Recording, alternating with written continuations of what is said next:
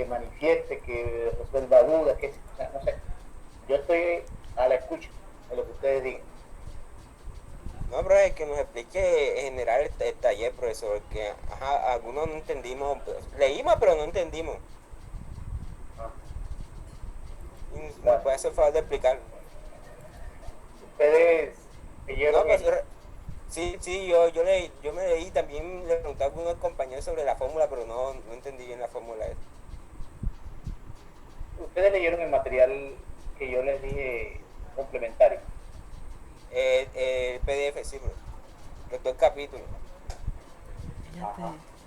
Y aún así, Pero no entendí lo de los grados, los grados y de satisfacción. ya, ya. Bueno, entonces vamos a ver si yo puedo proyectar aquí. A ver que no, vamos a ver. Asunto. ¿Se ve? ¿Se ve? Sí, Sí, se ve la imagen. Se ve la imagen. Bien, Sí. entonces vamos a empezar como que definiendo por qué ese tema de decisiones judiciales. ¿Cuánto tiempo tenemos? No, ¿Ah? ¿sabes lo que usted considera prudente? Bueno, listo. Entonces vamos con el tema de títulos, decisiones judiciales. ¿Por qué ese asunto de decisiones judiciales? Porque ese es un tema que aborda un autor alemán que se llama Robert Alexin, que se concentra en determinar que las decisiones judiciales están, digamos que, mediadas por problemas. Y entonces problemas que obedecen a fallas de tipo metodológico que tienen los instrumentos que utilizan los jueces para dirimir los litigios estratégicos. Entonces, a raíz de esos problemas, él decide hacer una investigación que en ese momento que la hizo pues, estaba elevada a nivel de tesis doctoral. Con eso fue que él se graduó como doctor en filosofía.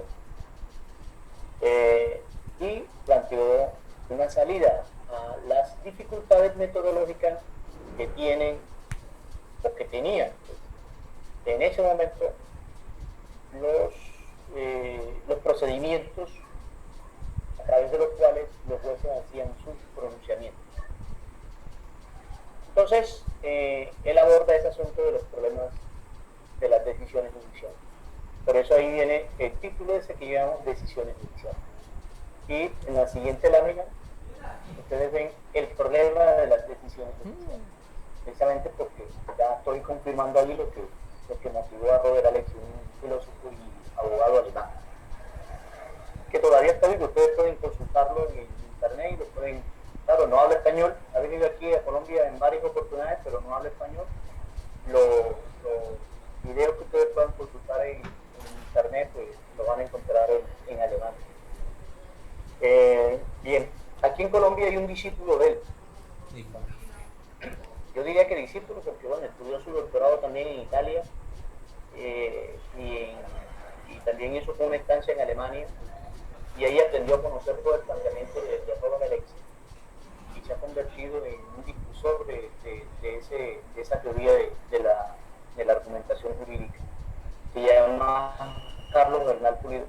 Ese colombiano es magistrado de la Corte Constitucional Colombiana, es vigente, actual, es un magistrado que que, está ejerciendo como magistrado de la Corte Constitucional. Él entró como magistrado de la Corte Constitucional, fue elegido por el Congreso en el año 2018 y todavía sigue en periodo. Los magistrados de la Corte se eligen por 8 años. Desde el 2018 hasta el 2020, pues lo que tienen son 2 años. Bien. Entonces, Carlos Bernal Pulido es discípulo de Robert Alexis, por eso yo lo tomo como referencia. En el material que les adjunto, que les digo, bueno, lean estos dos artículos, el de Robert Alexis y el de Carlos Bernal Pulido, es precisamente porque el uno es seguidor del otro. O sea, Carlos es seguidor de Robert Alexis. Bien, entonces el asunto parte de ese de ese problema que está planteado, el problema que existen las decisiones judiciales. Y radica y se ubica en el tema de que cuando un juez va a tomar una decisión para dirimir un conflicto jurídico, tiene que hacer uso de una serie de procedimientos, de técnicas, a partir de los cuales pueda demostrar jurídicamente la decisión más acertada. O sea, pueda llegar a la verdad procesal. No a la verdad real, sino a la verdad procesal. Eso se hace mediante unos procedimientos técnicos.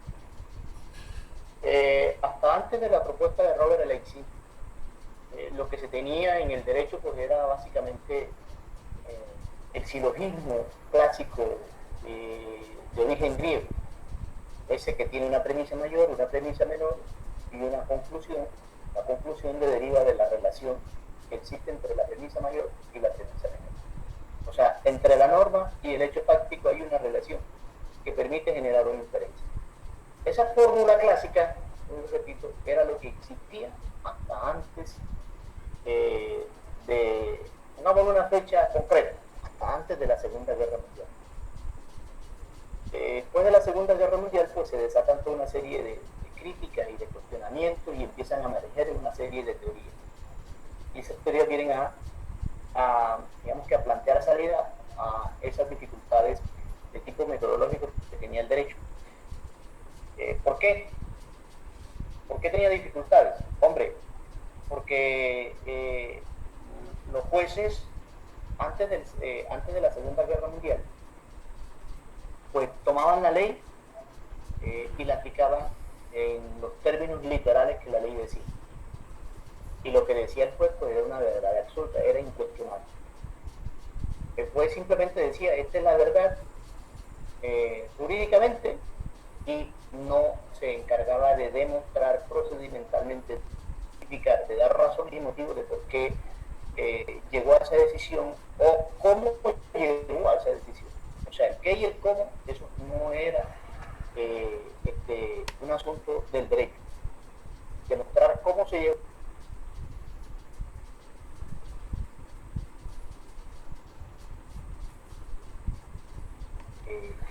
que debían demostrar los jueces. Después de la Segunda Guerra Mundial, precisamente para subsanar esos fallos del derecho que permitieron las atrocidades del régimen nazi, entonces es que se crean toda una serie de dispositivos. Esa serie de dispositivos tiene que ver con que los jueces y las autoridades tienen que fundamentar sus decisiones. Ahora, ¿cómo la fundamentan? ¿Cómo la justifican? Entonces ahí es donde entra Robert Alexis con su teoría de la argumentación jurídica y dice, bueno, el tema de las decisiones judiciales se viene abordando desde la estructura clásica del silogismo griego. Ese silogismo entró en crisis y hay la necesidad de superar esa crisis. Bien, entonces, ¿cómo se supera esa crisis? Proponiendo desde luego unos nuevos instrumentos que coadyuven a la solución de la controversia jurídica y que permitan que esa solución de esa controversia jurídica deje la mayor certeza posible a las partes que están en litigio, o sea, que no deje duda. Entonces, establece toda una serie de reglas. Robert Alexis la llama reglas de la fundamentación, reglas de la razón, reglas de la argumentación, etc. En total son 32 reglas. 32 reglas que los jueces deben tener presentes a la hora de emitir un juicio, de dirimir una controversia. Bien, esas 32 reglas de la fundamentación, de la argumentación, de la visión, etc. Estas 32 reglas, Robert Alexis las logra condensar en un procedimiento técnico que él lo llama justificación interna y justificación externa. Quiere decir eso que una justificación interna tiene que ver con aquellos procedimientos que el juez sigue para tomar una decisión judicial. Es decir, frente a un hecho fáctico, se genera una controversia jurídica, el juez llega a una solución y tiene que demostrar cómo él llega a esa solución. Me explico. Me explico. Voy a plantearlo así en términos muy generales. A plantearlo incluso en un caso que es muy común. En una oportunidad, una trabajadora de una empresa queda en embarazo. Una vez esa mujer sabe que está en embarazo, le manifiesta a su patrono su estado de gravidez, o sea, su estado de embarazo. El patrón pues dispone todas las medidas para que esa mujer permanezca en su trabajo y la puedan atender el tema de la seguridad social en salud, la puede ser atendida en los términos que su estado lo requiere. Y efectivamente la mujer es atendida durante el embarazo, durante los 8 meses y medio de embarazo. El día que va a dar a luz, la IPS la va a recoger a la casa, la transporta en ambulancia a la clínica, tiene el parto de manera satisfactoria, le dan la de alta, entra en el proceso de recuperación la mujer, los 40 días de licencia de maternidad. Estando en ese periodo de licencia de maternidad, la mujer le solicita a la EPS, la cual la tenía afiliada a la empresa, le solicita que le pague la licencia de maternidad. Obvio, como está en licencia, la empresa no le paga porque no está trabajando. En su efecto, la EPS tiene que asumir esos costos. Eso está definido por la legislación colombiana. Entonces, ¿qué ocurre? De que la EPS, cuando la mujer hace la solicitud del pago de la licencia de maternidad, la EPS se niega, dice que no se la va a pagar o que no puede pagársela, argumentando de que el empleador no pagó en los términos que establecía la ley. La ley establece, en materia de seguridad social en salud, establece que las prestaciones sociales se tienen que pagar, y sobre todo la seguridad social en salud se tiene que pagar durante los 5 primeros días de cada año. O sea que el patrono tiene que hacer el traslado de los recursos, el pago de la seguridad social en salud de sus empleados los 5 primeros días de cada año. O sea, vamos a partir de junio, del 1 al 5 de junio, todos los empleadores tienen que pagar la seguridad social en salud de sus trabajadores. Bien, ¿qué ocurre? Que dice la empresa, dice la EPS que no le puede pagar la licencia de maternidad a la señora X porque su empleador, su patrono, no pagó dentro de los términos de los 5 días que establece la ley. Y en consecuencia, esa mujer le dice la EPS que tiene que cobrarles a la empresa.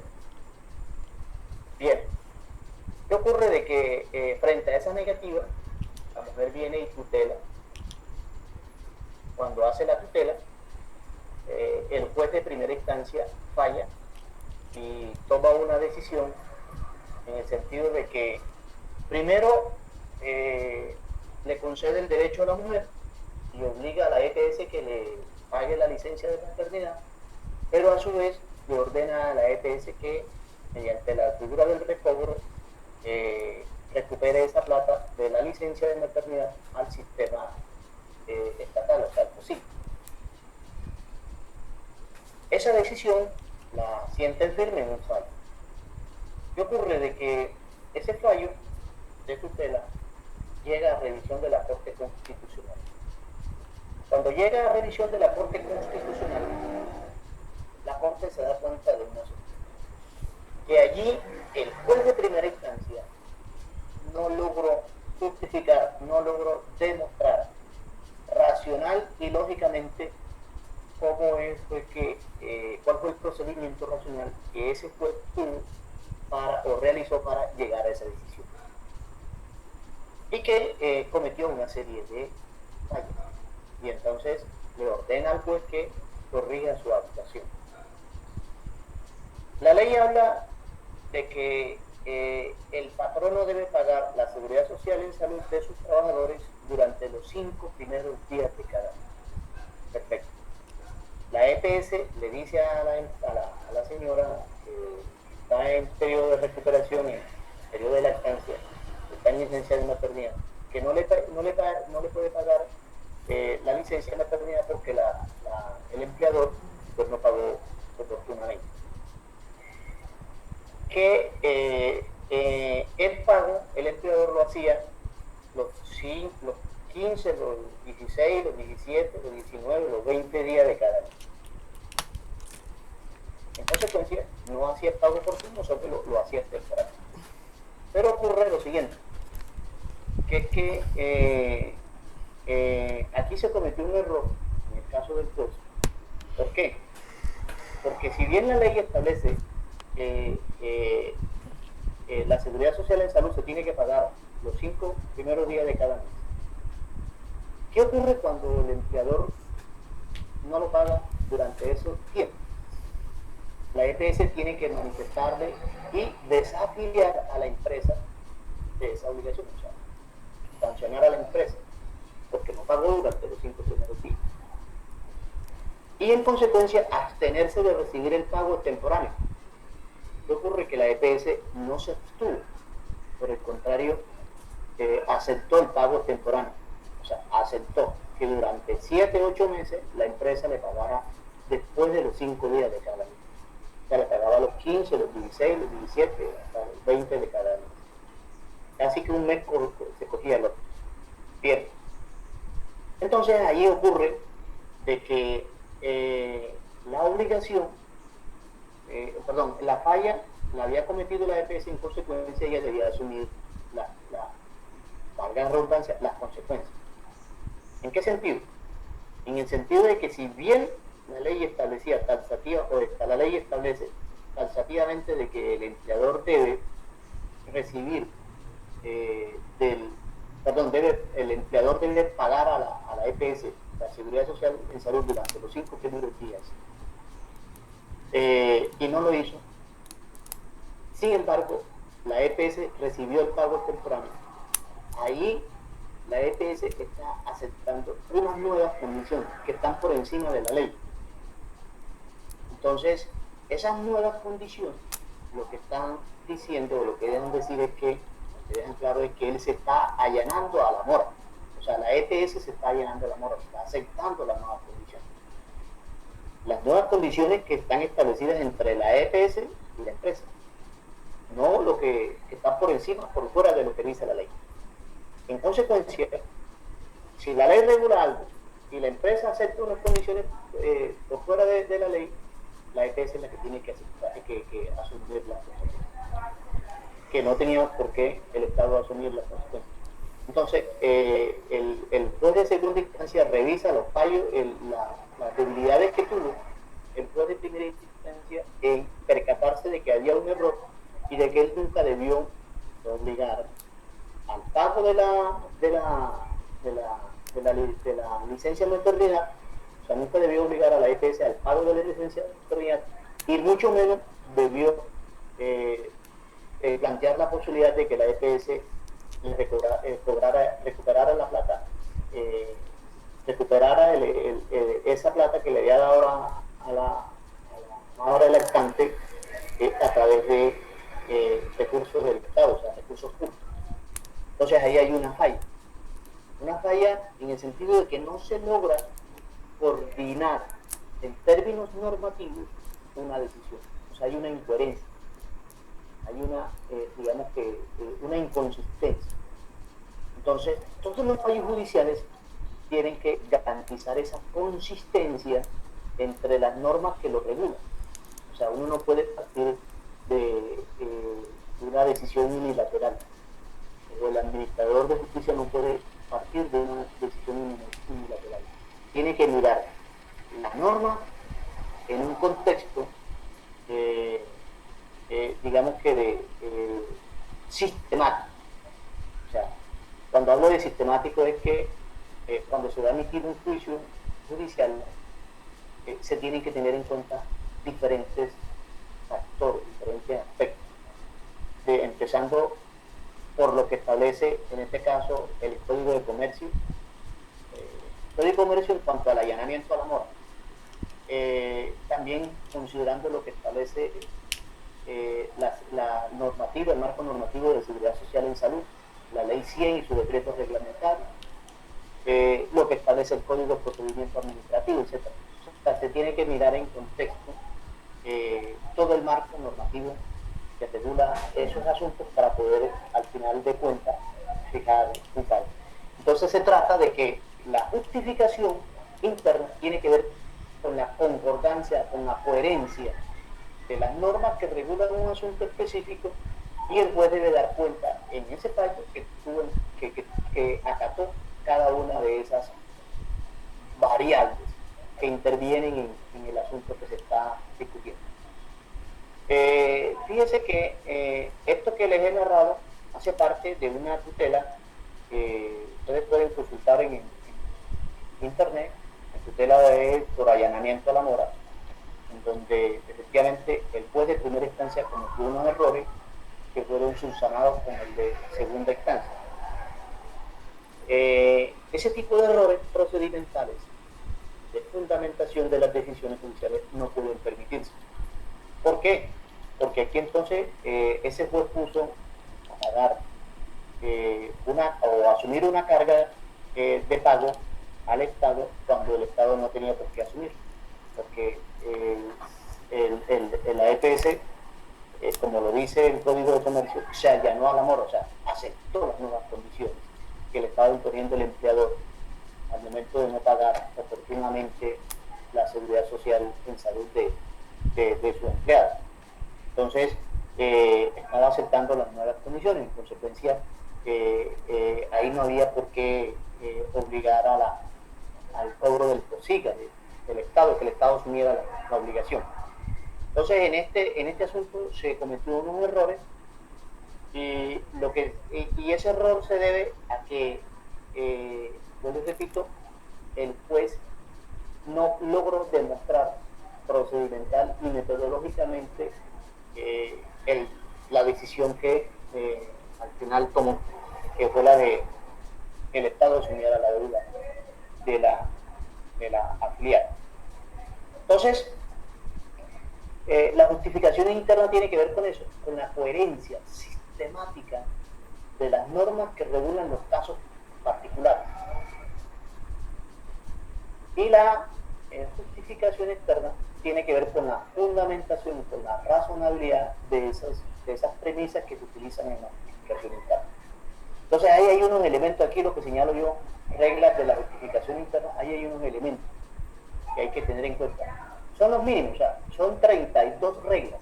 Yo aquí cito 5, solamente 5, como para dar una idea, pero son 32 reglas que al final de cuentas los jueces tienen que, digamos que, demostrar que las acatan, que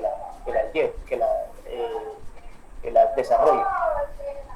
Estas reglas son reglas de fundamentación, no son reglas jurídicas.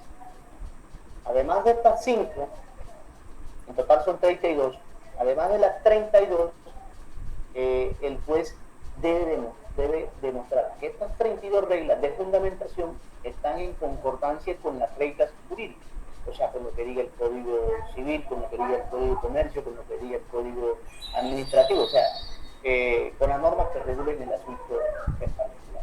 Bien. Este asunto no es sencillo. Como no es sencillo, yo simplemente me quedé con el planteamiento. O sea, hice un planteamiento general, no lo desarrollé. Porque, bueno, no hay las condiciones. ¿Cuáles condiciones? Primero, la presencialidad. Creería yo que aquí es fundamental la presencialidad para poder hacer unos ejercicios prácticos que yo desarrollo con los estudiantes. Ese es un elemento. No lo tenemos, en consecuencia, si yo profundizaba en esto, lo más probable es que terminaban ustedes perdiendo la cabeza, generando algún tipo de patología, de locura, qué sé yo. Pero yo eso no lo quiero generar. Entonces simplemente lo que hago es un enunciado. Segundo, que digamos que la profundidad del tema también lo da los acumulados conceptuales y teóricos que se logren tener en el proceso de formación. Ustedes apenas están iniciando en el área del derecho, entonces aquí estamos haciendo pininos, o sea, y esos pininos, esos primeros pasos, se están haciendo en términos teóricos. Creería yo que la complejidad de este asunto se podría entender con mayor precisión después que ustedes estén por allá en quinto, sexto, séptimo semestre, y ya tienen un nivel de comprensión del derecho mayor del que tienen ahora. Entonces, por esas dos razones, vuelvo y repito, por el nivel de formación y por la ausencia de la presencialidad, entonces yo simplemente me quedé con el asunto de denunciar. En el derecho hay unas nuevas propuestas procedimentales o metodológicas para dirimir los conflictos jurídicos. Entonces, y que esas nuevas propuestas metodológicas pues se llama justificación interna y justificación externa. Bien, entonces señalo allí la fórmula de la justificación interna y la explico. ¿Cómo que la formulo?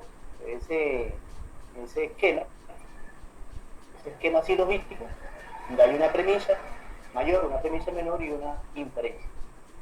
Y digamos que la describe, cómo se puede leer esa fórmula. Esa fórmula es lo que se denomina, lo que después la se denomina justificación interna. Entonces notan ustedes aquí cómo se lee. Se lee para todo X, aquí arriba para todo X, este signo de paréntesis se lee para todo. O sea, el paréntesis en lógica tiene esa simbología. La lectura se lee para todo. O sea, es el paréntesis. Para todo X. Para todo X. Siempre, desde el entonces, siempre o entonces, siempre que X sea un T. Siempre que X sea un T. T que está acá abajo. Está obligado, aquí está O, es un operador de óptico, está obligado R respecto de A, aquí se me pasó, R respecto de A. Bien, en la segunda premisa se lee de la siguiente manera. Hay un T, este T, que es A.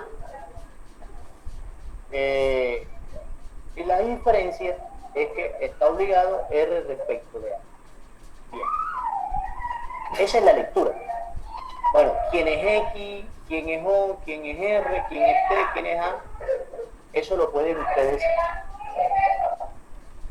lo pueden desarrollar lo pueden leer en el texto de la teoría de la argumentación jurídica que explica Robert Alexis en el material que yo les anexé.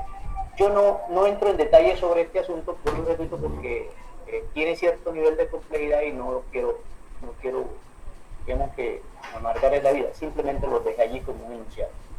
Bien, entonces tenemos que la propuesta de Robert Alexis para superar las dificultades metodológicas que tienen los jueces a la hora de hacer uso del silogismo clásico es la justificación interna y la justificación externa. Entonces, de manera concreta, el derecho tenía fallas procedimentales para demostrar cómo emitía su juicio. O sea, los juicios en el derecho estaban siendo cuestionados. Al ser cuestionados, Robert Alexis dice, podemos superar esos cuestionamientos, esas fallas, esas debilidades a partir de la aplicación de estos procedimientos. ¿Cuáles son los procedimientos? Justificación interna y justificación externa. Bien. Esos procedimientos de justificación interna y justificación externa sirven para dirimir, o sea, son fórmulas, son procedimientos que sirven para dirimir conflictos de derecho privado. Conflictos de derecho privado. Por ejemplo, una relación de compraventa, una relación contractual de compraventa. Yo le compro una moto, un carro, una casa a alguien. A compra una cosa a B. Y en esa relación contractual entre A y B, que es un negocio privado, o sea, entre particulares, entre personas naturales particulares, A le compra a B una cosa. A, que es el vendedor, se obliga a entregar la cosa en tales y tales y tales condiciones. Vamos a suponer que la cosa se traduzca en un bien, en un inmueble, por decir algo, en una casa. Entonces se compromete a entregar la casa. Una de las obligaciones con los servicios públicos, creo que apagizar, con sin goteras en el techo, con acabados en las paredes, con buenos acabados en las paredes, con cielo raso, qué sé yo, o sea, esas son las obligaciones. Y eso se describen en cláusulas, en el contrato. Y B, que es el comprador, también asume unas obligaciones de pagar por cuota o a 2 contados, a 3 contados, o sea, lo que A y B acuerdan. Entonces ahí están las obligaciones entre partes. ¿Qué ocurre cuando se ejecuta ya, cuando se efectúa el negocio, ese negocio jurídico, y al cabo del tiempo se dan cuenta de que el vendedor incumplió en tal cosa y el comprador también incumplió en tal cosa? Vamos a suponer que en este caso el vendedor entregó la cosa en las condiciones en que se pactaron, o sea, él cumplió, pero el vendedor entregó las cosas en los términos en que se pactaron, pero el comprador adquirió la obligación de pagar el inmueble, la cosa, en 3 cuotas. Dio la primera, al fecha, y se obligó, se pactó que la segunda y la tercera cuota la iba a pagar en determinada fecha. Llegaron esas fechas, se vencieron esas fechas y todavía son 2, 3, 4, 5 años, todavía no ha pagado. Entonces ahí él está incumpliendo una obligación. Entonces el comprador podrá demandar el cumplimiento de esa obligación. Cuando el comprador demanda el cumplimiento de esa obligación, ¿qué ocurre? Esa demanda llega a un estrado judicial. El juez la admite. Cuando la admite, el juez hace este procedimiento que está aquí. Utiliza este procedimiento en esta estructura logística, esta estructura interna. Lo utiliza. Entonces, ¿qué entraríamos nosotros? Si hubiésemos tenido tiempo y hubiese habido la posibilidad de la presencialidad, si hubiese dado la posibilidad de la presencialidad, hubiésemos creado el escenario para reemplazar esas X, esas O, todos esos puntores que están ahí, lo hubiésemos reemplazado, de acuerdo a los términos del contrato de partes que nosotros hubiésemos elaborado. Ese ejercicio generalmente yo lo hago en clase, allí presencialmente, nos demoramos bastante, generalmente nos ocupamos en un mes explicando, con un contrato, explicando la aplicación de esa fórmula que está ahí. Entonces, como no hay las condiciones, yo decidí simplemente enunciarla así, no profundizarla. Bien, entonces, para sintetizar, después de la Segunda Guerra Mundial, los litigios jurídicos tratan de, digamos que de demostrar, de justificar cómo es que el juez llega a una decisión judicial. Y en esa demostración trata de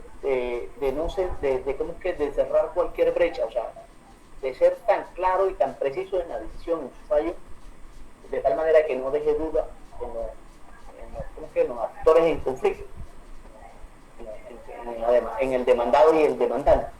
O sea, que las dos partes efectivamente estén de acuerdo en que el fallo judicial fue justo, y en consecuencia pues ninguno de los dos puede reclamar el fallo justo. Entonces esa justicia se posibilita aplicando este procedimiento. Bien. Pero ¿qué ocurre de que los problemas jurídicos no solamente son en materia privada? O sea, las relaciones de contrato. No. Los litigios jurídicos no surgen de ahí solamente. Los litigios jurídicos también se dan por incumplimiento sí, por incumplimiento de garantías de ejercicio de derechos fundamentales. Pero los derechos fundamentales son los que están consagrados en nuestra Constitución. O sea, para el caso nuestro los tenemos consagrados en el artículo 11 al 42. Efectivamente, ahí tenemos unos derechos que son sustanciales, son fundamentales para la existencia humana, al menos para nosotros. Estoy hablando del derecho a la vida, a la salud, a la recreación, la libertad, etc. Esos derechos fundamentales que están, vuelvo y repito, consagrados en nuestra Constitución del artículo 11 al 41. Bien. ¿Qué ocurre? De que esos derechos, como estamos en una sociedad donde las desigualdades sociales son tan arraigadas, son tan profundas, esos derechos fundamentales generalmente se vienen incumpliendo, o sea, se vienen vulnerando, no se garantizan. El ejercicio de esos derechos fundamentales no se garantizan plenamente a todos los colombianos. El Estado colombiano tiene en promedio 50 millones de habitantes. Esos 50 millones de habitantes tienen dificultades en el cumplimiento de las garantías de sus derechos fundamentales, precisamente porque es un Estado con profundas desigualdades sociales. Me explico. No todo el mundo tiene acceso a la seguridad social en salud, no todo el mundo tiene acceso al trabajo, no todo el mundo tiene acceso a una vivienda digna, no todo el mundo tiene acceso a una educación, etcétera, etcétera. Eso quiere decir que como no todo el mundo tiene acceso a esos derechos, pues estamos frente a un Estado con profundas desigualdades sociales. Esas profundas desigualdades sociales provocan que los ciudadanos, cuando sienten vulnerados esos derechos fundamentales, activan el aparato judicial para que el juez les tutele sus derechos, le garantice sus derechos. Entonces, cuando ocurre eso, cuando un ciudadano siente que un derecho fundamental le ha sido vulnerado o no se le ha garantizado, entonces él activa el aparato judicial y lo activa a través de unos mecanismos de garantías de derechos o de defensa de derechos. Esos mecanismos son, bueno, inicialmente el derecho de petición, que tiene como fundamento el debido proceso, y la tutela.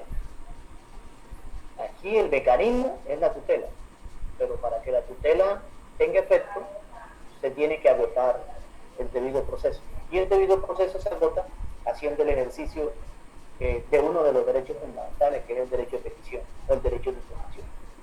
Bien, entonces vamos a plantear hipotéticamente un individuo A, un individuo A que transita diariamente por una vía pública, encuentra que dos individuos, B y C, obstaculizan el tránsito de ese individuo A por esa vía pública. Entonces ese individuo A demanda que el juez le garantice el derecho fundamental al libre tránsito. Entonces el juez aborda esa demanda, la admite esa demanda, que en este caso es una tutela, es un mecanismo de defensa de derechos y de protección, de defensa y protección de derechos, la tutela, admite la tutela y pronuncia un fallo. En ese fallo ordena a la autoridad administrativa para que desaloje a el individuo B y C que están obstaculizando el libre tránsito. Bien, ¿qué hacen esos individuos B y el C que obstaculizan el libre tránsito? Pues ahí están vendiendo determinados productos, determinada mercancía. ¿Por qué ellos están vendiendo? Hombre, porque ese es el escenario en donde ellos pueden generar un ingreso, una venta pública. O sea, están también haciendo un ejercicio de un derecho fundamental, que es el derecho al trabajo. Entonces, el individuo A demandó, el juez admitió la demanda y ordenó que la autoridad administrativa procediera a desalojar a B y a C del espacio público.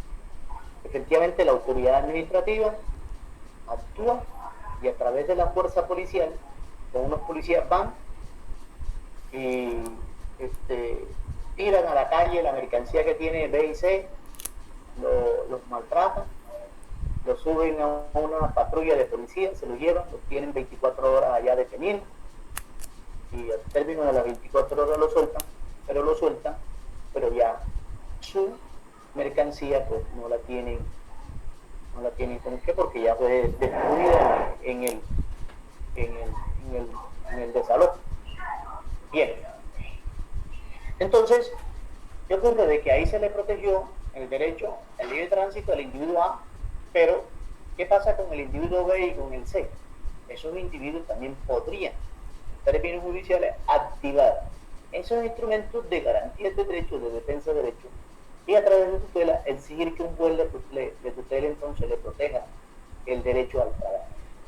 El juez podría también fallar a favor del individuo A y B, del individuo B y C, y ordenar a la alcaldía para que le garantice el derecho al trabajo a B y a C.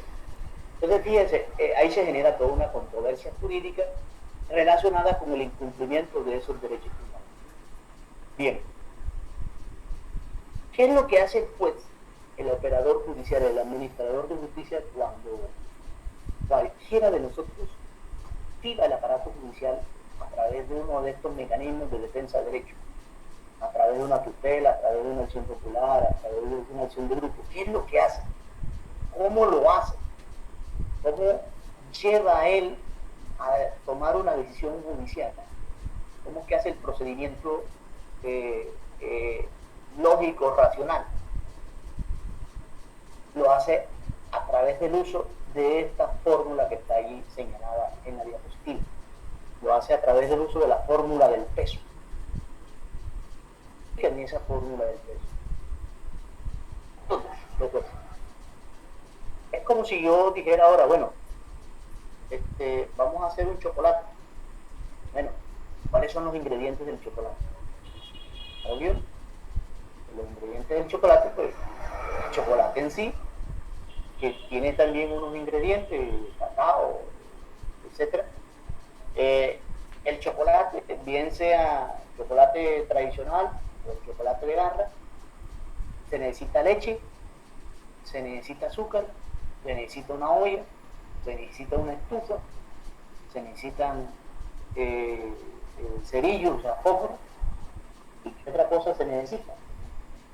Bueno, la persona que va a mezclar esos ingredientes, la leche, el chocolate, el agua, porque el chocolate se tiene que diluir previamente en agua, y lo mezclan hasta el punto de lograr, digamos que la consistencia que se quiere y el sabor que se quiera y incluso la textura que se quiera.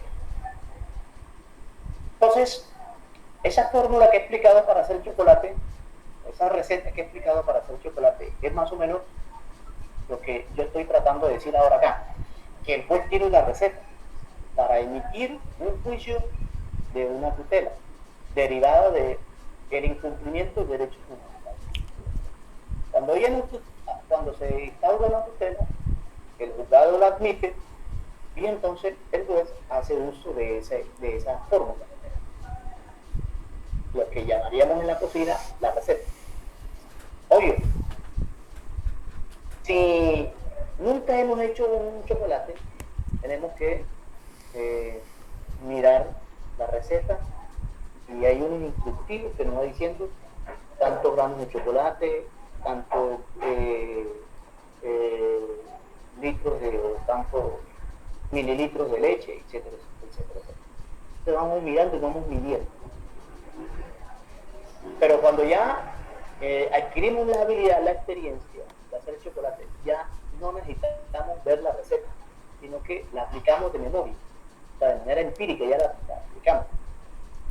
Entonces, eso es lo que yo estoy tratando de dar a entender, que esta fórmula es la que se utiliza para dirimir conflictos jurídicos derivados de incumplimiento de derechos fundamentales.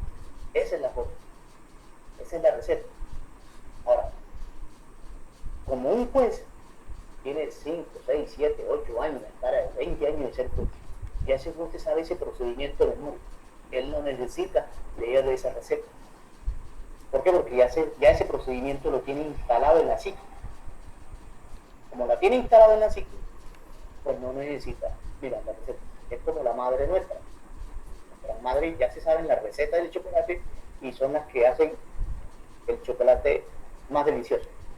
En cambio, una persona que no lo sepa tiene la dificultad que tiene que seguir al pie de la letra la receta y generalmente no le queda bien como la persona que tiene experiencia.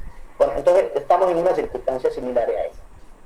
Bien, entonces vamos al caso. El caso es que yo le planteo esa fórmula del peso, vuelvo y repito, para resolver, esa es la fórmula del peso, esa es la receta. Fórmula o receta, como ustedes lo quieran entender. Para resolver aquellos litigios jurídicos en donde estén comprometidos derechos fundamentales. Donde estén comprometidos derechos fundamentales. Y los derechos fundamentales son públicos, son de todos, a todos nos pertenecen. O sea, no son solamente el asunto privado, no, eso nos pertenece a todos.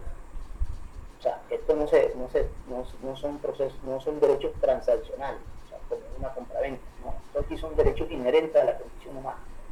Entonces, el incumplimiento de las garantías de esos derechos es lo que genera conflictos jurídicos. Entonces, esos conflictos jurídicos tienen que dirimirse y se dirimen haciendo uso de ese procedimiento. ¿Cómo se llama? Se llama fórmula del peso. Entonces tiene esa estructura. Yo quiero parar aquí y mirar a ver si hay preguntas al respecto.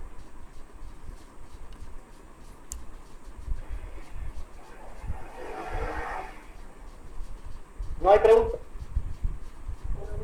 Profe, ¿Sí? en caso de que se presente, como usted dijo, el caso de la libertad de tránsito y el trabajo, se aplicaría esa fórmula. Pero ¿cómo sabe el juez cuál pesa más? ¿El trabajo o la libertad de tránsito? Perfecto. Bueno, allá voy a llegar. Perfecto. Esa es una pregunta que ya la voy a responder ahora. ¿Hay alguna otra pregunta? ¿Se durmieron? No, profe, tenía la misma pregunta que Vani. O sea, quería saber también cuál pesaría más en este caso. Perfecto. Bien. Abraham está despierto, ¿verdad? ¿Sí? Aló. Aló.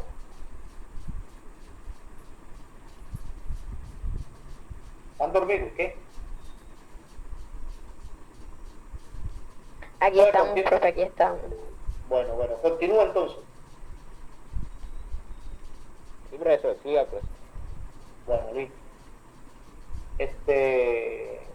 Mateo, ¿verdad? Sí, señor. Listo, Mateo. Yo para explicar lo que sigue, voy a tomarte como referencia, Mateo. No sé si te molesta eso o no. Yo puedo tomar como No, ejemplo. profe, O sea. ningún problema. Ah, bueno, listo, bien. Bueno, entonces, vamos al asunto de explicar entonces.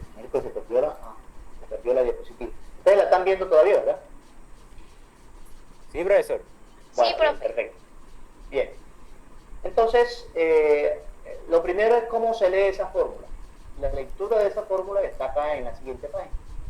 Entonces dice ahí, esta fórmula se expresa que el peso del principio 1 en relación con el peso del principio I en relación con el peso del principio J en las circunstancias del caso concreto resulta del cociente entre el producto de la afectación del principio P1 o PJ, perdón, el PI en concreto y su peso abstracto y la seguridad de las premisas empíricas relativas a su afectación por una parte y el producto de la afectación del principio PJ en concreto. sus pesos abstractos y la seguridad de las premisas empíricas relativas a su afectación por otro. Sencillo, ¿verdad? ¿Qué dicen? Que Nada, venga. profesor. No, hombre, profe, no me parece tan sencillo, la verdad. Bueno, eso es sencillo. Corpus. Entonces, la G es, simboliza o se entiende como peso, es la fórmula del peso. El peso, G significa peso. G significa peso. El peso, la P, principio o derecho fundamental, como ustedes lo quieran consagrar, principio jurídico, valor jurídico, o sea, se tiene, digamos que, diferentes acepciones. Entonces, hay un principio I y un principio J. O un valor jurídico I o un valor jurídico J, como ustedes lo quieran. O un derecho fundamental I y un derecho fundamental J. Y C, ¿qué significa C? Esa C que está ahí señalada. Circunstancias del caso concreto. O sea, las circunstancias que estén en litigio, las que estén en controversia. La C significa circunstancias del caso concreto. Entonces aquí el peso del principio G, el peso del principio PI por el peso del principio J en las circunstancias del caso concreto es igual al producto, o sea, la I significa producto, al producto del peso del principio I en la circunstancia del caso concreto. Este es el primer, digamos que el primer denominador. Vamos a mencionarlo aquí, vamos a la letra con color negro. ¿Cómo se lee esto? Producto del principio PI en las circunstancias del caso concreto por el peso abstracto. Peso abstracto. Entonces, este que está en el medio, por su peso abstracto. Vamos a ponerlo como rojo. Peso abstracto A es abstracto. Peso del principio I, peso, por su peso abstracto. Bien. Y segundo y tercer bloque, la seguridad de las premisas del principio PI en las circunstancias del caso concreto. Vamos a ponerlo con color más morado. Aquí tenemos producto del precio del principio 1 en las circunstancias del caso concreto por su peso abstracto, por la seguridad de las premisas del principio 1 en las circunstancias del caso concreto, sobre el producto del principio 2 o J, como quieran ustedes nombrarlo.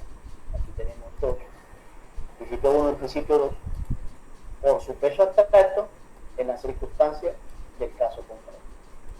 Ahí están explicadas entonces las dos situaciones, las tres variables, las tres columnas. De manera vertical hay tres columnas. Peso del principio 1 y peso del principio 2. Seguridad de las principios, de seguridad de las premisas del principio 1 y seguridad de las premisas del principio 2. Aquí está. Entonces la I puede ser 1, se puede reemplazar por 1 y la J por 2. Bien. Entonces, ¿qué nos corresponde a nosotros? ¿O qué le corresponde a ustedes? Calcular los pesos de esos principios. Los pesos de esos principios. Tanto del 1 como del 2. Y el peso de la seguridad de esas premisas, tanto de la premisa 1 como de la premisa 2. Hay que verlo de manera vertical, no tanto horizontal, sino de manera vertical. Aquí tenemos tres columnas. Vamos a ir trabajando columna por columna. ¿Estamos de acuerdo? Sí, ¿Me profe. escucharon? Bien. Ok, no, sí, señor. Hasta ahí estaba todo bien, ¿no? Sí, señor. profe. Bien. Entonces vamos al caso concreto. Ya sabemos que tenemos aquí. La I significa producto del principio 1. Y la C significa circunstancias concretas. Bien. Entonces vamos a mirar cuál es ese producto del principio 1 ¿Y cuáles son esas circunstancias concretas? ¿Dónde encontramos eso? Eso lo encontramos, esas circunstancias concretas las encontramos aquí en estos hechos. Aquí están las circunstancias concretas están aquí. Esas son las circunstancias concretas en todos estos hechos que están narrados. Tenemos que mirar, tenemos que leerlo. Y en función de eso, poder dirimir el conflicto. ¿Y qué vamos a hacer?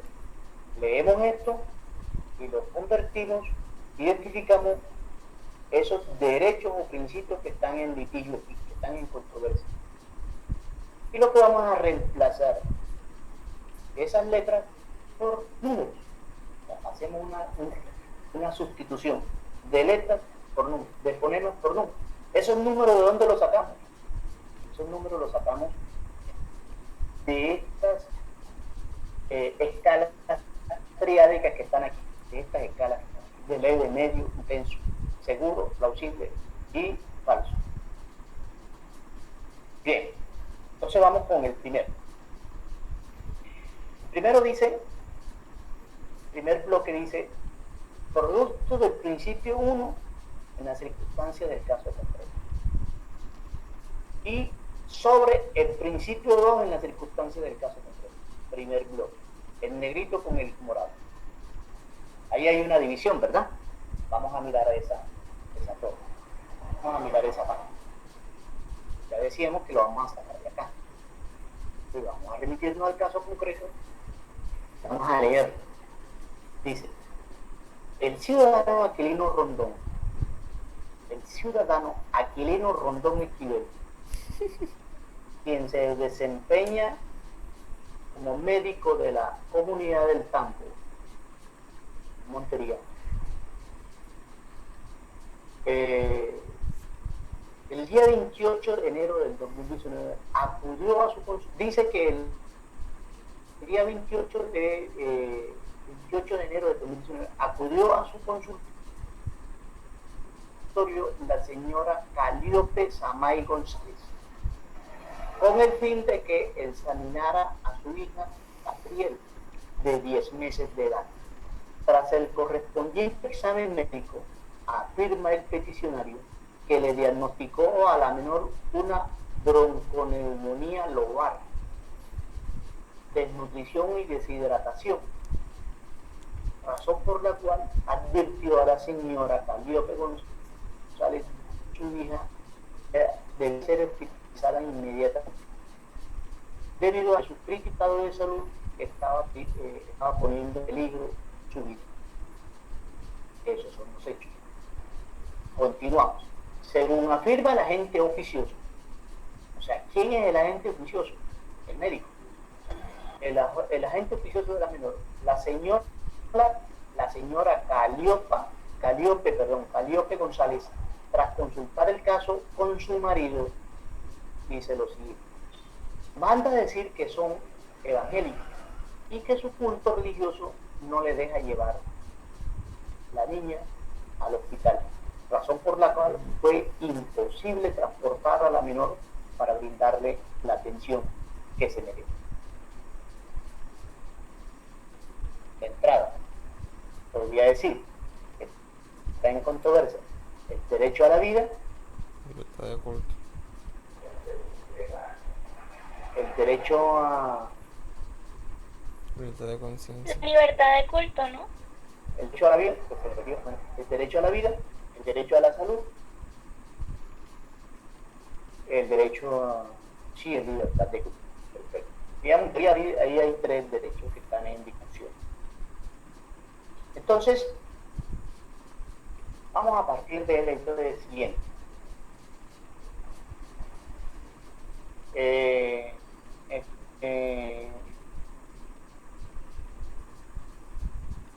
María, ¿verdad?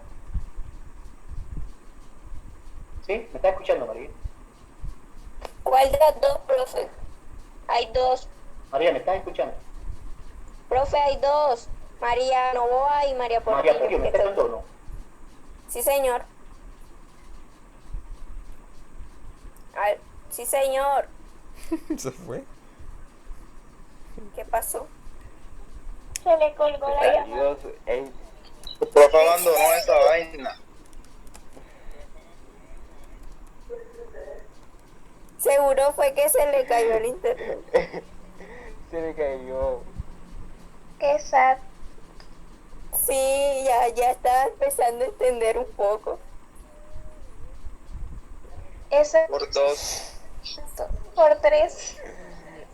2000. ¿Cómo están? Hace rato que no hablaba con ustedes.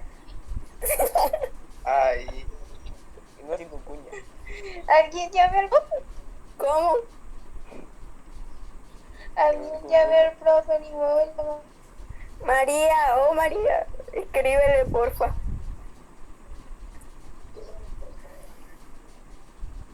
También que... Hey, Mateo, si algo me escribe, justamente para volverme a reintegrar. Ya. Y justico cuando me empezó a explicar la tarea. Uy, sí, justo cuando ya estábamos en la parte de la tarea.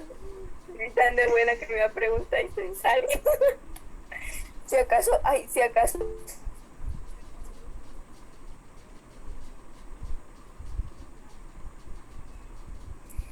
¿O será que sin culpa yo lo colgué por andar viendo para prender micrófono? Ay, Dios mío, qué pena. No, ¿y quién creó la sala? Creo que fue María. Sí, María. Ah, yo no sabía. Bueno, ya no me siento culpable. Ya no me siento culpable.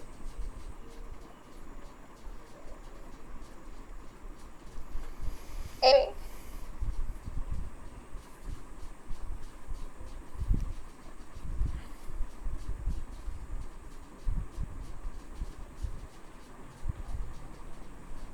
Volvemos.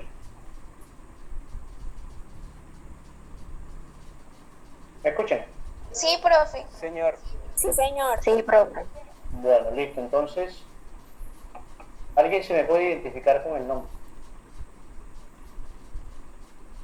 Mateo Felipe. ¿Cómo? Mateo Felipe.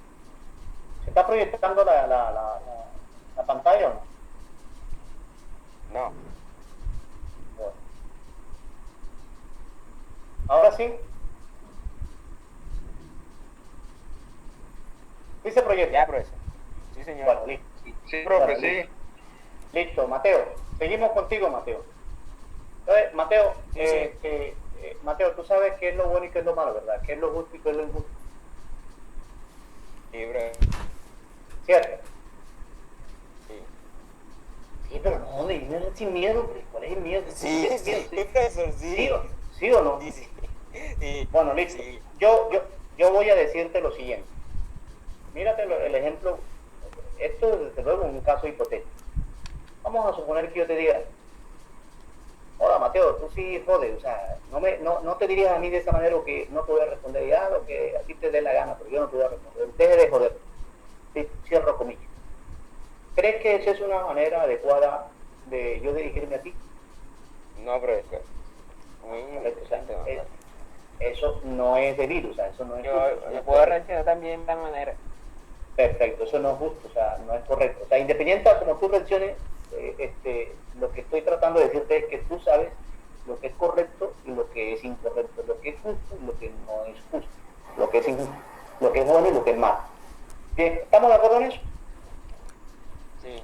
Así como tú lo sabes, también todos los que están escuchándome ahora en este momento lo saben. O sea, saben discernir, discernir, o sea, saben elaborar un juicio en relación a lo que es correcto, lo que es incorrecto, lo que es bueno, lo que es malo, lo que es debido y lo que es indebido. O sea, la noción de lo bueno y de lo malo está anclada en nuestra conciencia. ¿Estamos de acuerdo? Bien. Entonces, ¿a qué apela esta fórmula? Esta fórmula apela a ese criterio de racionalidad que tiene cada uno de nosotros. En este caso, si ustedes asumen el rol de jueces, ustedes estarían allí apelando a ese juicio de racionalidad que tienen anclada en su conciencia. O sea, tienen la capacidad para discernir ahora en este momento qué es lo bueno y qué es lo malo, qué es lo correcto y qué es lo incorrecto. Bien, con fundamento en esa capacidad racional que ustedes tienen, ustedes pueden ahora decir y decidir si frente a este caso que estoy señalando hay una niña de 10 meses de edad que fue llevada a un centro de salud y el médico que la atendió ordenó que la hospitalizara y esa hospitalización ameritaba un tratamiento médico, un tratamiento clínico, y sobre pretexto de que la práctica de una fe religiosa se lo impedía, el padre ordenó llevarse a la hija para su casa, poniendo en riesgo la vida de esa menor. Ahora te pregunto, Mateo, ¿crees que eso es correcto, la actuación del padre, o es incorrecto? Correcto. Bien, perfecto. Entonces tú allí en ese caso, en el momento en que me dices que es incorrecta, estarías jerarquizando los derechos, estableciendo una jerarquía. Para ti primero estaría la vida. Hay que defender la vida de esa menor. Primero hay que defender la vida, haciendo una jerarquía. Segundo, podría estar en segundo plano probablemente el derecho a la salud, y en un tercer plano el derecho a la libertad religiosa. Yo no sé cómo lo darías tú, o sea, qué jerarquía le establecerías tú, si coincide con la que yo hice o si tú la ordenas de otra manera.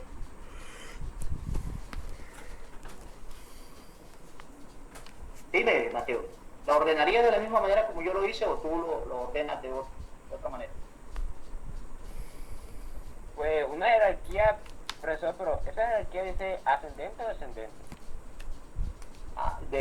Descendente, o sea, el mayor, en este caso el primero sería, que yo le daría primero, para mí sería derecho a la vida, después derecho a la salud y segundo derecho a la libertad.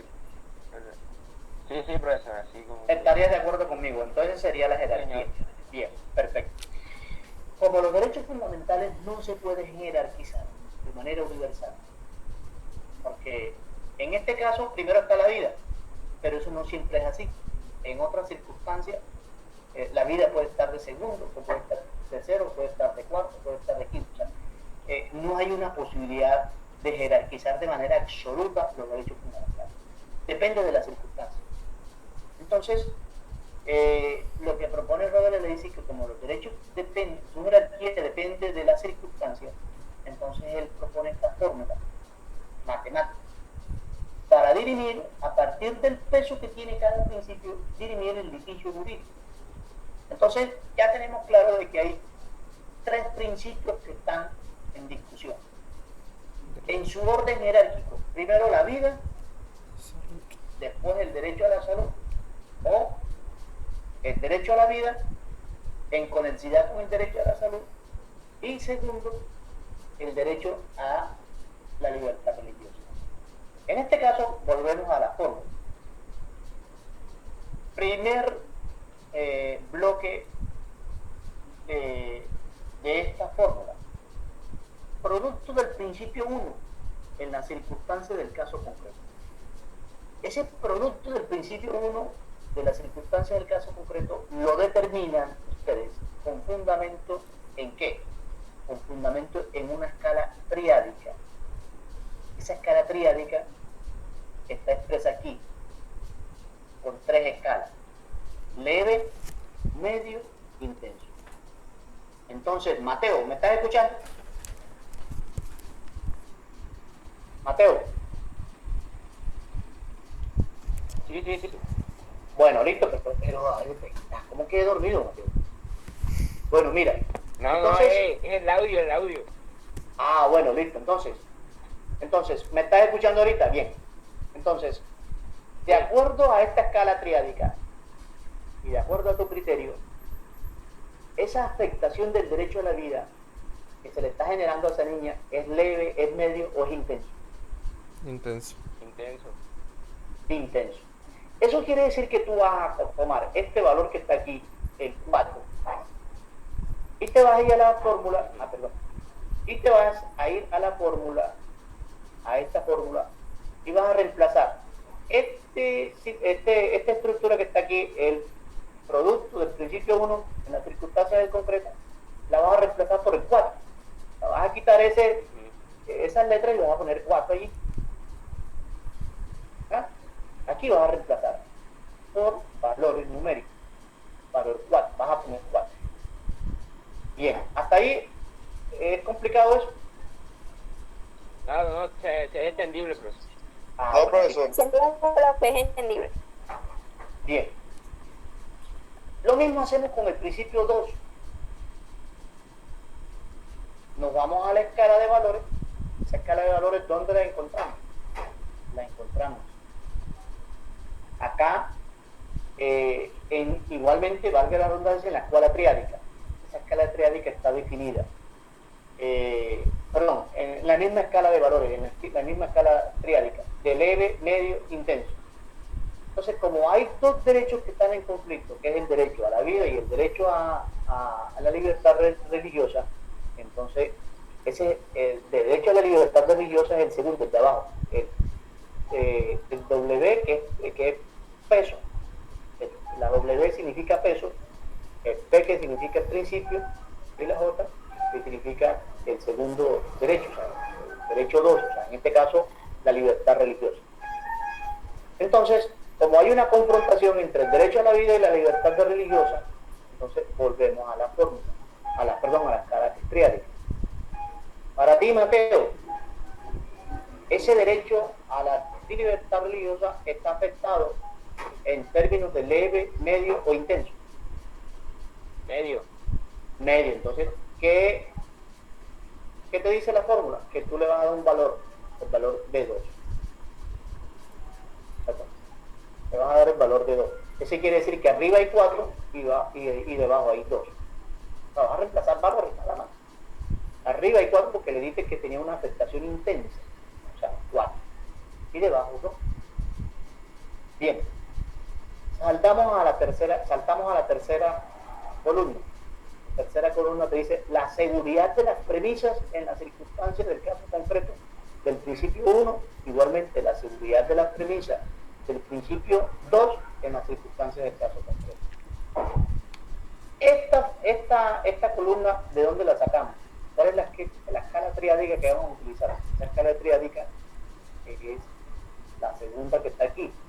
Seguro, plausible, inmediatamente no, evidentemente falso. Bien, ¿dónde están esas premisas? Esas premisas están aquí, en este mismo enunciado.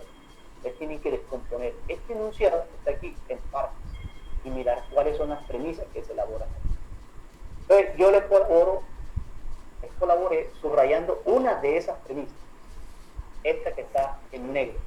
Dice, manda a decir al padre de la hija, manda a decir que son evangélicos y que su culto religioso no le deja llevar la niña al hospital, razón por la cual fue imposible transportar a la menor para brindarle la atención que se necesita.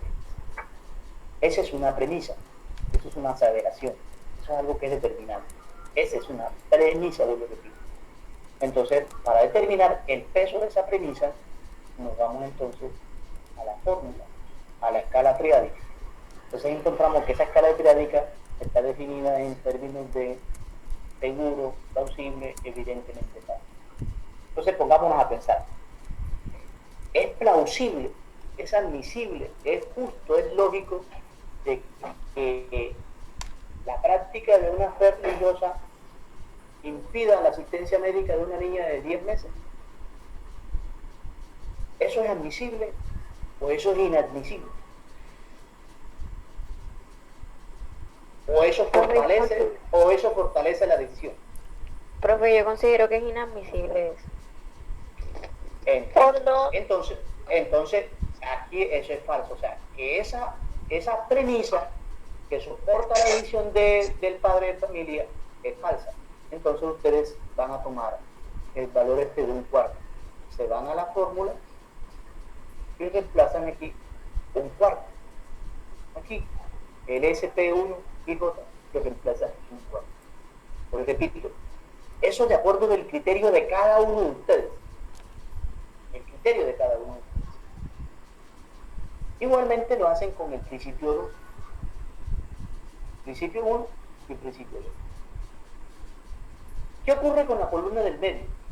La columna del medio, que dice el procedimiento, que no está aquí en esta diapositiva, sino que está en el libro en el documento que yo le recomiendo que lean. Yo les recomiendo aquí la lectura. El principio de proporcionalidad e interpretación constitucional está en este artículo. Ahí en ese artículo que subrayé, en eso que está en azul ahora, que subrayé allí, está explicado cómo se calcula el peso abstracto. Te lo digo en términos concretos. Si aquí escribieron 4, aquí anotaron 4, el valor que le dieron al principio es 4, no duplican. Igualmente, si aquí le dieron 2, lo duplican acá. Esto no tiene ningún complique. Así simplemente es duplicar el primer valor en la segunda casilla. Y hacer la división. Al final aquí van a desaparecer estos fonemas, estas letras, y van a quedar números. Y multiplican 4 por 4 por un cuarto. ¿Cuánto les da eso? 2 por 2 por el número que ustedes consideren, y lo ponen aquí y dividen. Hacen la división. Bueno, yo creo que ustedes saben hacer divisiones, ¿no? Yo no. ¿Cierto? Sí, profesor, claro que sí. Bueno, listo. Así que se hace Señor. esa fórmula. Así que se hace esa fórmula. Simplemente se van a reemplazar valores. Y esos valores se reemplazan de acuerdo al criterio de cada uno de ustedes. O sea, ¿por qué de acuerdo al criterio de cada uno? Porque cada uno de ustedes sabe qué es lo bueno y qué es lo malo, qué es lo correcto y qué es lo incorrecto, qué es lo justo y qué es lo injusto, de acuerdo al caso específico, al caso concreto. Y el caso concreto yo se los doy ahí. Aquí se los doy. Aquí está el caso concreto. Bien. Hasta ahí todo está bien, no hay problema. Vamos entonces a las preguntas. Vamos entonces hasta las preguntas. A los literales. Dice 1. Establezca el grado de no satisfacción o afectación de uno de los dos principios en el caso concreto. Entonces, como ya ustedes han identificado, es el derecho a la vida y el derecho al libre culto, los que están en controversia, los que están en litigio, ustedes van a determinar el derecho a la vida, qué tanto está afectado, qué tanto se afecta. O sea, si ustedes dijeron que eran 4, ¿por qué dijeron que eran 4? ¿Sí? ¿Cuál es el grado de afectación? O sea, ¿qué es lo que está ahí digamos que, en riesgo? Mateo me dijo hace rato, cuando estábamos hablando de la fórmula, dijo, no, yo le pondría 4 aquí. La valoración mía, el peso mío es 4. Listo. ¿Por qué él dijo que era 4? Eso es lo que yo estoy preguntando ahí. Establezca el grado de no satisfacción o afectación de uno de los dos principios en el caso concreto. Entonces ustedes, como el principio que está en discusión aquí es el derecho a la vida, ese derecho, ¿en qué medida está afectado? ¿En qué medida está comprometido? ¿Cómo se está en riesgo? ¿De qué manera eso está en riesgo? El derecho a la vida está en riesgo. O sea, las razones que ustedes tuvieron para asignarle el valor de 4. Esas razones no las sé yo, esas razones las saben solo ustedes.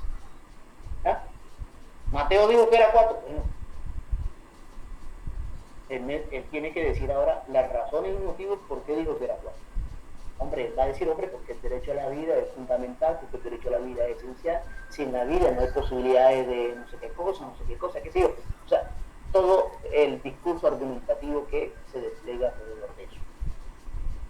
Eso es lo que yo estoy pidiendo en el punto 1. Viene el punto 2. Establezca la importancia de la satisfacción del principio que es contrario. El derecho a la vida, ¿cuál es el contrario? El de la libertad de culto. Entonces, es la importancia de ese principio? Hombre, la libertad de culto es importante en este nivel porque afianza la fe, la creencia, qué sé yo, o sea, todo el argumento que ustedes tengan. Sin embargo, además que, a pesar de que es importante, no lo es tanto como es el derecho a la vida. Bien, pasamos al punto 3. Haga un listado de los principios del caso concreto y contrario y transcriba sus enunciados. Entonces yo he dicho aquí que está el derecho a la vida, el derecho a la salud, el derecho al libre culto y otros. Entonces ustedes ¿qué van a hacer? Derecho a la vida. Se van a ir a la Constitución, y van a buscar en qué parte de la Constitución se habla del derecho a la vida. ¿Ya? Y van a transcribir, o sea, copiar y pegar.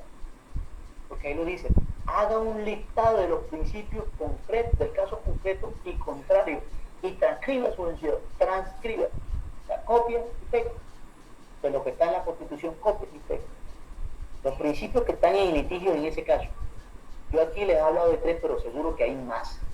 Hay más derechos que están en controversia. Entonces, no se queden con solamente esos 3. El derecho a la salud, el derecho al libre tránsito, el derecho a la vida. No se queden solo con esas 3 porque hay otros. Por felicidad están otros. Entonces, es el ejercicio. Identificarlos. Y una vez estén identificados, tomar de la Constitución lo que diga en la Constitución, copiarlo y pegarlo y hacerlo responder esa pregunta. Cuarto punto, argumente si la importancia de satisfacción del principio contrario justifica la afectación o no afectación del derecho. Entonces, es decir,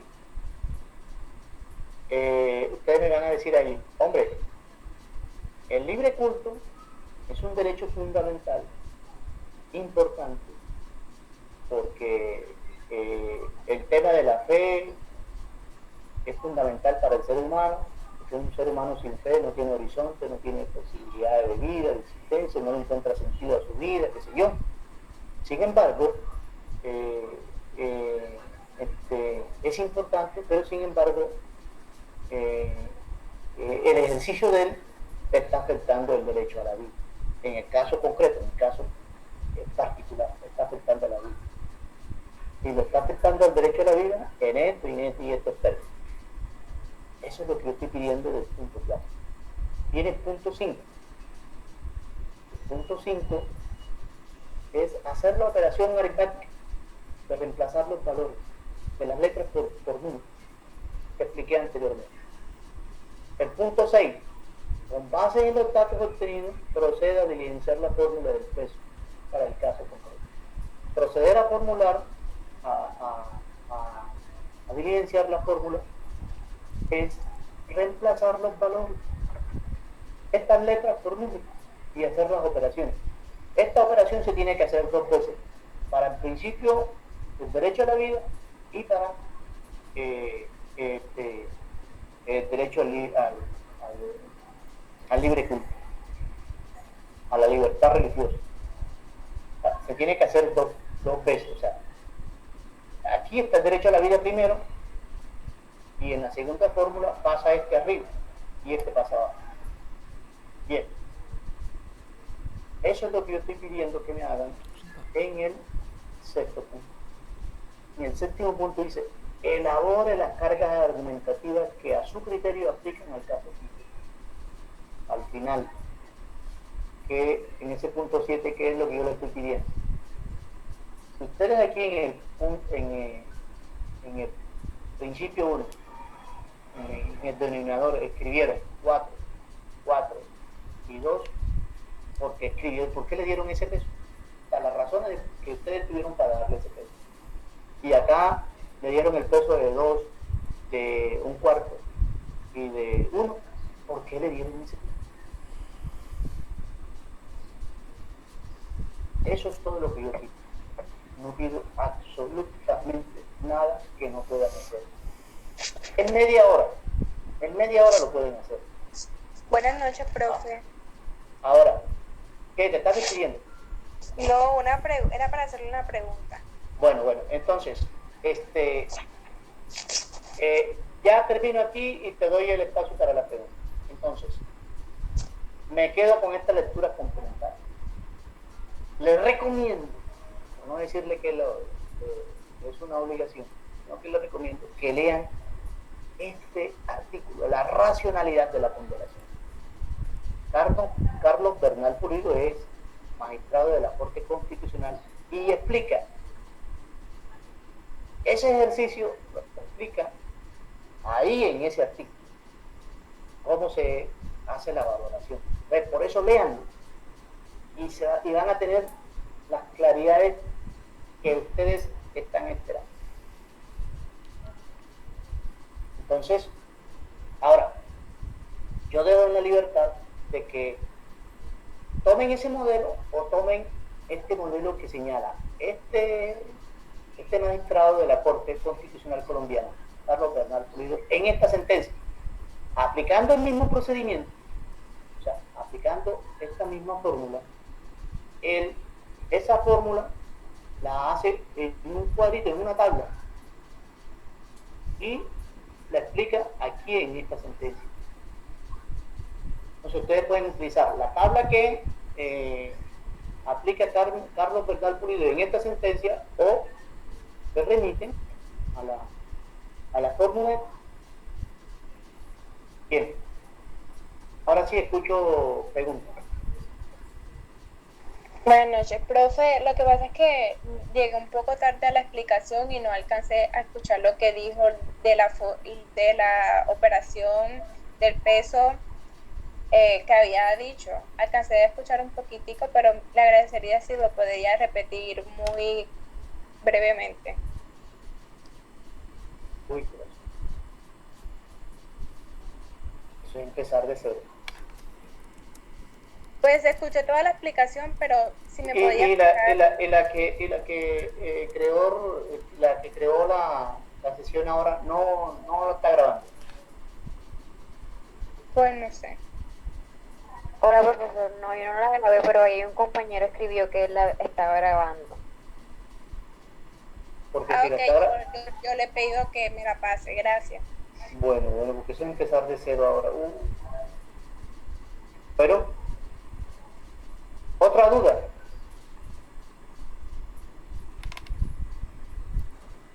¿Preguntas?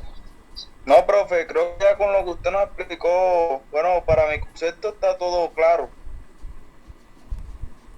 Ah, bueno, claro, Sí, pues. profesor, también considero lo mismo. No, profe. Muchas gracias, ya todo claro. Bueno, Muchas gracias, profe. listo. De todas maneras, pueden ir haciendo la mano, tomándole una foto que sea legible, o sea, que yo pueda verla, y me la mandan, que yo por el WhatsApp, por el grupo de WhatsApp, mire, profesor, hemos hecho esto. Yo les digo, falta esto, no, van bien, qué sé yo. Perfectamente yo puedo oírlo. Está bien, profe. Está bien, profe. Si alguna duda mientras lo vamos haciendo, lo comunicamos por WhatsApp. Perfecto, bueno, chicas y chicos. Muchas gracias. Muchas gracias. Bueno, nos Muchas estamos gracias, viendo. profesor. Bueno, nos estamos viendo y cuídense.